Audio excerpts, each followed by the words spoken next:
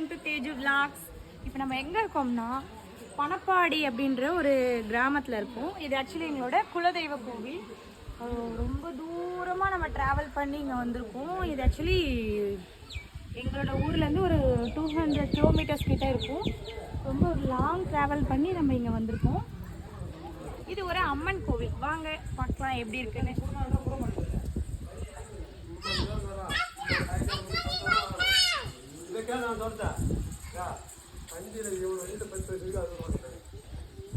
இப்போ நம்ம என்ன பார்க்க போறோம்னா, எங்களோட அம்மா வந்து பொங்கல் வச்சுட்டு இருக்காங்க. வேண்டுதலுக்காக நாங்கள் வந்து பொங்கல் வைக்க வந்திருக்கோம். எப்பயாவது ரேராக தான் இங்கே இந்த இடத்துக்கு நம்ம வருவோம்.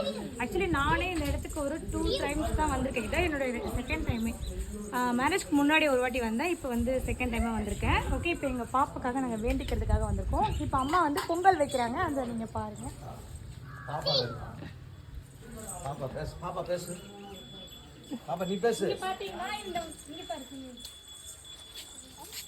இங்கே பார்த்தீங்கன்னா இங்கே வந்து நிறைய சுண்டைக்காய் இருந்துச்சு. நாங்கள் கொஞ்சம் சுண்டைக்காய்லாம் எடுத்துக்கிட்டோம். எடுத்து நாங்கள் பேக்கில் வச்சுருக்கோம். சுண்டைக்காய் கொஞ்சம் நிறையவே எடுத்துருக்கோம்.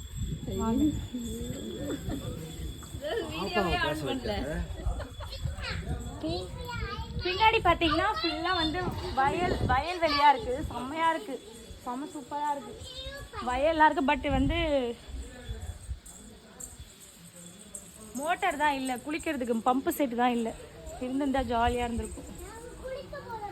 இங்கே வந்து பார்த்தீங்கன்னா ஃபுல்லாகவே இந்த இடம் ஃபுல்லாக வந்து மண்ணாக தான் இருந்துச்சு. இந்த இடம்லாம் ஃபுல்லாக மண்ணு தான் இருந்துச்சு. இப்போ தான் வந்து தரெல்லாம் போட்டிருக்காங்க. ஃபஸ்ட் இந்த கோவில் வந்து இந்த ஒரு கோவில் மட்டும் தான் இருந்துச்சு. அதுக்கப்புறம் தான் காம்பவுண்ட்லாம் போட்டு ஃபுல்லாக ரெடி பண்ணியிருக்காங்க.